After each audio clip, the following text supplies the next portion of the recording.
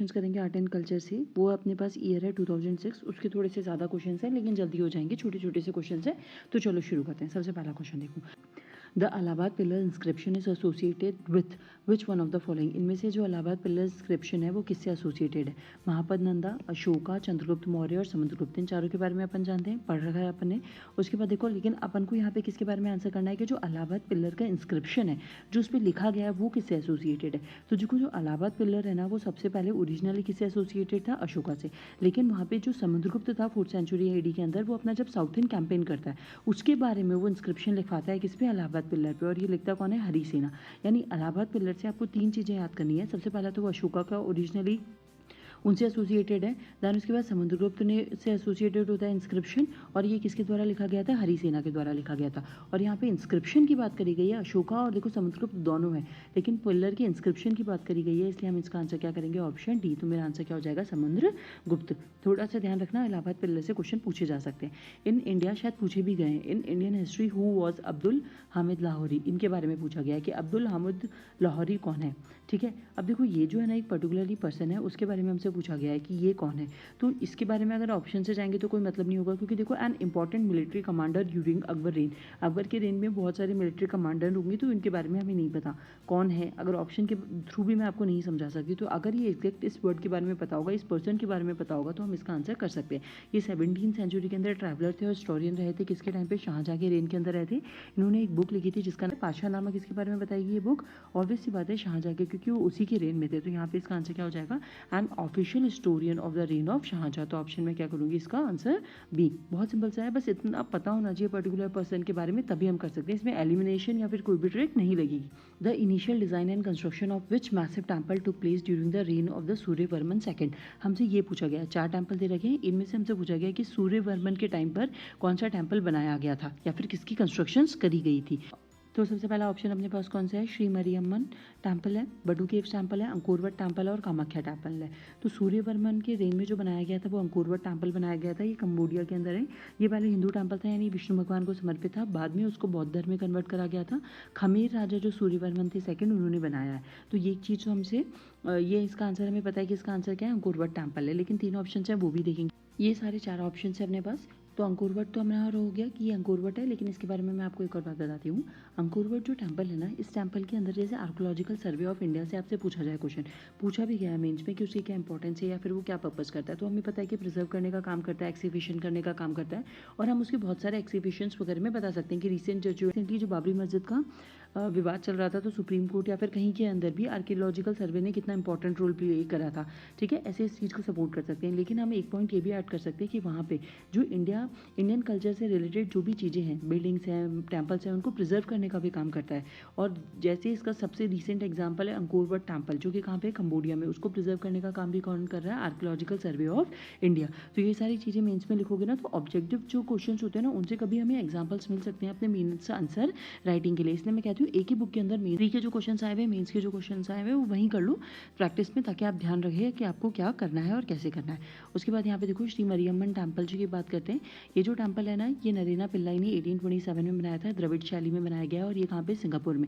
और रिसेंटली अभी 2000 में इसमें ना मोदी जी ने विजिट करी थी, इसलिए ये टेम्पल थोड़ा सा फेमस है। लेकिन उस टाइम पे नीचे भी क्वेश्चन पूछा गया नहीं, अभी रिसेंट के कुछ ईयर्स के अंदर सिंगापुर जब वो गए थे तब उन्होंने विजिट करा था। फिर एक और है बाटू केव टेम्पल। बाटू केव टेम्पल के बारे में आपको थोड़े से इंपॉर्टेंट बताती हूँ। जब आप है ना चोलाज और पांड्यास के बारे में लिखोगे, स्पेशल चोलाज के बारे में उनकी इंपॉर्टेंस बताओगे, तब आप बताओगे कि कैसे उन्होंने अपने धर्म का, अपने कल्चर प्रचार प्रसार करा था, और दूसरे देशों के अंदर भी अपनी जो धर्म है, अपनी जो शैली है, द्रविड़ शैली वगैरह, उसको कितना ज़्यादा एक्सपेंड करा था। तो उसका एक एग्जाम्पल बटू केव्स भी है। बटू केव्स कहाँ पे? मलेशिया में। यहाँ पे गुफा और गुफाओं का मंदिर की एक श्रृंखला है। यहाँ पे मलय शब्द चट्टान से ये बना है, और ये मरुगन को समर्पित है। मरुगन कौन है? भगवान मरुगन है कार्तिकेय, जो लॉर्ड शिवा और जो पार्वती माता है उनके बेटे, उनको मरुगन कहा जाता है। तमिल त्यौहार जो थाईपुसम होता है, वहाँ का केंद्र बिंदु होता है। ये 10वीं पहाड़ी के नाम से जाना जाता है। अब देखो 10वीं पहाड़ी का क्या कॉन्सेप्ट है। ऐसा बोला जाता है कि जो मरुगन भगवान है ना, उनके 10 मंदिर हैं, 10 पहाड़ियों पे मंदिर हैं। तो जो 6 है ना वो भारत में है, और जो 4 हैं वो मलेशिया में। और 4 में से एक तो बटू गुफाएं हुई, और जो 3 है वो है इपो। जो इपो के अंदर है कुलुमाई टेम्पल, पेनांग के अंदर है तरीमलाई टेम्पल, मलक्का के अंदर है सत्री सिमलाई टेम्पल। ठीक है, इसका प्रोनाउंसिएशन थोड़ा सा एक बार देख लेना। इसको किसने बनाया था? भारतीय तमिल व्यापारी के थंबो स्वामी पिल्लई द्वारा पूजा स्थल के रूप में प्रचारित करा गया था। बेसिकली इतना सा ध्यान रखना। फिर उसके बाद हमारे पास अंकोर वट मैंने आपको बता दिया। कामाख्या टेम्पल है। कामाख्या टेम्पल सबको पता है तांत्रिक विद्या के लिए प्रसिद्ध है। यहाँ पे जो मासिक धर्म आता है देवी का, उसको सेलिब्रेट करा जाता है। और यहाँ पे जो शक्तिपीठ है, जो अपने पास अपने पूरे भारत के अंदर 51 शक्तिपीठ है, भारत नहीं, थोड़ा सा एक पाकिस्तान में भी हिंगलिज्म माता, शायद मैंने कहीं देखा था। तो जो शक्तिपीठ है 51, उनमें से जो 4 सबसे पुराने हैं उसमें से एक कामाख्या टेम्पल भी, और ये कहाँ पे? नीलांचल की पहाड़ियों में। तो इसलिए हमारा आंसर क्या हो जाएगा इसका? Option B. ये तो हमें पता है। उसके बाद नेक्स्ट वाला क्वेश्चन देखते हैं क्या है। Which one of the following is not correctly match? Not correctly match, इनमें से कौन सा करेक्टली मैच नहीं है? तो आपको मॉनेस्ट्री दे रखी है, इनके बारे में अगर पता होगा तो कर लो। एक मॉनेस्ट्री के बारे में यहाँ पूछा है, उसके बाद में भी पूछा है। तो धनखड़ जो है हिमाचल प्रदेश में है, रुमतेक जो है सिक्किम के अंदर है, तब्बू जो है वो हिमाचल प्रदेश में, और काय मॉनेस्ट्री भी हिमाचल प्रदेश में या अरुणाचल प्रदेश में नहीं है। और हमसे रॉन्ग पूछा था, तो रॉन्ग में इसलिए हमारा आंसर क्या हो जाएगा? Option D. बात समझ में? ये तो ईजी सा क्वेश्चन है, अगर जो करंट में रहेगा उनके बारे में पढ़ लेना। और उसके बाद नेक्स्ट क्वेश्चन देखो हमारे पास क्या है। Which one of the following pair is correctly match? इनमें से कौन सा करेक्टली मैच है? तो हमसे पूछा गया है विक्रमशिला, हेमकुंड, उदयगिरी केव्स और अमरावती। तो हमें पता है कि अमरावती जो स्तूप है वो कहाँ पे है? आंध्र प्रदेश में। तो ये चीज़ सही है। तो 3 गलत होंगे, ये बात हमें पता चल गई, क्योंकि अमरावती का हमें पता है कि आंध्र प्रदेश के अंदर है।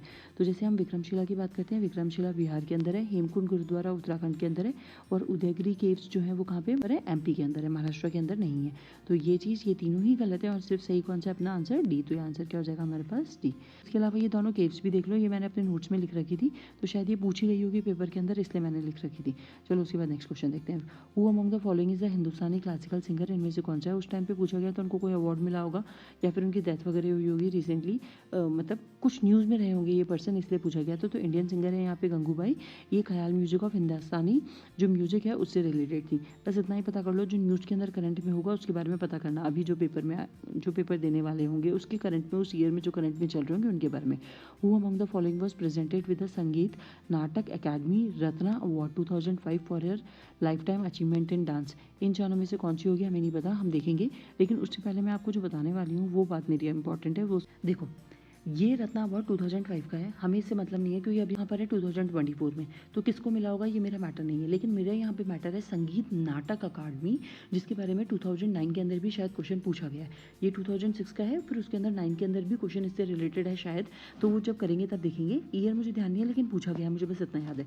तो यहाँ पे देखो ये कब बना था? ये 1953 के अंदर बना था। ये एक एपेक्स बॉडी है जो कि डेडिकेट है किसको? Preservation and promotion of the rich intangible heritage expressive music, dance और ड्रामा को प्रिजर्व करने के लिए। एक ऑटोनॉमस बॉडी है जो किसके अंदर आती है? मिनिस्ट्री ऑफ कल्चर के अंदर, लेकिन ये पहले आती थी, शायद इसको शुरू मिनिस्ट्री ऑफ एजुकेशन ने शुरू करा था, जहाँ तक मैंने पढ़ा हुआ है। मैनेजमेंट कौन देखता है इस अकेडमी का? एक जनरल काउंसिल होती है, जिसका चेयरमैन जो प्रेसिडेंट ऑफ इंडिया होता है वो अपॉइंट करते हैं 5 साल के लिए।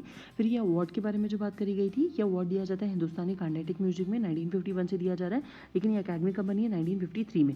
यानी ये जो अवार्ड है उससे भी पहले दिया जा रहा है। इसके अंदर देखो, मैंने आपको पहले भी बताया था कि ये पूछ सकते हैं कि इसके अंदर प्राइज दिया जाता है, मॉनेटरी प्राइज दिया जाता है या नहीं दिया जाता। जैसे कुछ अवार्ड्स होते हैं जिनके अंदर मॉनेटरी प्राइज नहीं दिया जाता, तो वो स्टेटमेंट में क्वेश्चन आ सकता है, इसलिए ये ध्यान रखना कि इसके अंदर प्राइज मॉनेटरी में दिया जाता है। अमाउंट कोई नहीं पूछेगा 1 लाख, 10 लाख, 15 लाख, बस ये पूछेंगे कि मॉनेटरी में दिया जाता है या नहीं दिया जाता।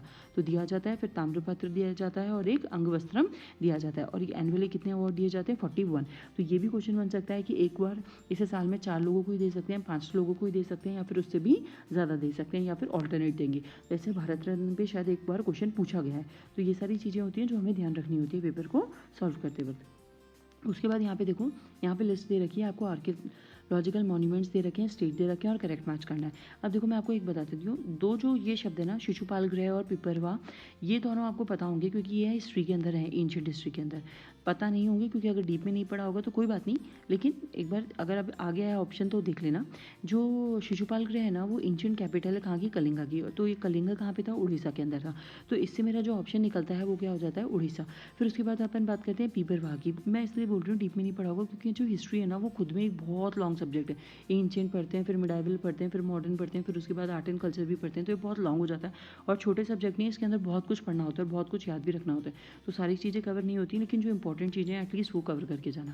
देखो यहाँ पे क्या है, यूपी उसके बाद पीपरवा, इसके बारे में मैं आपको बताती हूँ कि ये जो रिलिक्स है ना, एक पेज नंबर भी बता दूंगी नेक्स्ट वाले के अंदर, कि उसके अंदर लिखा हुआ है कि जो भगवान बुद्ध है उनकी रिलिक्स कहाँ कहाँ लिखी गई है, तो वहाँ पे ये नाम है, तो आपको वो ध्यान होगा कि भगवान बुद्ध की रिलिक्स है, यानी कि यूपी के आसपास होंगी। तो ये कहाँ पर है, यूपी में। अब इसके बारे में देख भी लो। अब एक और बताती हूँ। अब देखो हमें ये चीज़ पता चल गई कि ए का ऑप्शन 3 है, तो ये ऑप्शन गया और ये ऑप्शन गया। फिर उसके बाद पता है कि सी का ऑप्शन, ए का तो ये है, ये वाला सी और डी में ये दे रखा है, लेकिन पी पर वाह यानी जो बी है उसका ऑप्शन भी क्या है, 4 है, तो ये तो हिस्ट्री से निकल जाएंगे और ये दोनों ऑप्शन हमें, ये गलत हो जाएगा, तो ये वाला सही हो जाएगा, इसका 1 होगा, इसका 2 होगा और ये वाला ऑप्शन अपना गलत हो जाएगा। तो ये बात मेरी समझ में आई। लेकिन अब देख लेते हैं गोपालपारा और बिष्णुपुर भी कहाँ है। लेकिन उससे पहले मैं आपको बता देती हूँ कि ये जो पीपरवा है ये 9 मील्स दूर है लंबुनी से। ये ब्यूरल प्लेस है जहाँ पे portion of the Buddhist Ashes रखे गए हैं, जो कि गिवन करे गए थे उनकी खुद के शाक्या क्लैन को। तो जो शाक्या क्लैन, ये पता है ना भगवान बुद्ध किससे, शाक्या क्लैन से, तो उनको उनके जो अवशेष हैं वो दिए गए थे, वो कहाँ पे करे गए थे, ब्यूरल साइट उनकी कौन सी थी, पीपरवाह थी। तो ये चीज़ समझ में आ गई। अब गोपालपुर और बिष्णुपुर पड़े बचे हैं, तो यहाँ पे ये देख लो, जब हम बात करते हैं गोपालपुर की, तो जो गोपालपुर है ना, ये मैं यहाँ पे टिक कर देती हूँ। गोपालपुर जो है वो रॉकेट केव्स हैं, स्कल्पचर्स होते हैं, वो डिपिक्ट करते हैं डेइटीज़ कहाँ की, हिंदुज़्म की, बुद्धिज्म की और जैनिज्म की, और ये कहाँ पर है, गुवाहाटी के अंदर है। तो सी का जो आंसर क्या हो जाएगा, गुवाहाटी कहाँ पे है, असम के अंदर है, ये चीज़ हो जाएगी। फिर उसके बाद बात करते हैं बिष्णुपुर की। बिष्णुपुर कहाँ पर है, वेस्ट बंगाल में है। यहाँ पे टेराकोटा टेम्पल है जो कि बिल्ड करा गया था मल्ला रूलर्स द्वारा। हिस्टोरिक राधा कृष्णा का टेम्पल है जो कि 1600-1800 सी के अंदर बनाया गया था। तो ये चीज़ हो जाएगी। लेकिन मेरा इस क्वेश्चन को कराने का या तरीका बताने का ये है कि ये गोपालपुर और बिष्णुपुर मुझे तो नहीं पता थे, मुझे सिर्फ पिपरवा पता था, मुझे शिशुपाल ग्रह भी नहीं पता था। तो ये क्योंकि जो आर्ट एंड कल्चर की बुक है उसमें दे रखा था, तो यहाँ से अगर मैं टिक करती हूँ कि इसका ऑप्शन 4th है, तो इसका ऑप्शन 4th होने से, तो 4th होने से इसका देखो बी में फंस रही थी और मैं इसमें फंस रही थी। लेकिन फिर शिशुपाल ग्रह का देखा कि उड़ीसा है, तो ये चीज़ इससे आंसर ऐसा निकल जाएगा। ये दोनों शायद करंट में रहे होंगे इसलिए पूछ लिया होगा उन्होंने, पता नहीं। लेकिन वो जो आर्कियोलॉजिकल साइट्स हैं और वो कौन से स्टेट से बिलोंग करती हैं, तो वो भी हमें देखना पड़ेगा, जो रिसेंट फाइंडिंग्स हुई हैं करंट में जो चलेंगी। तो इस वीडियो को यहीं खत्म करते हैं। नेक्स्ट वीडियो में मिलूंगी नेक्स्ट ईयर के क्वेश्चंस के साथ। तब तक के लिए thank you and have a nice day.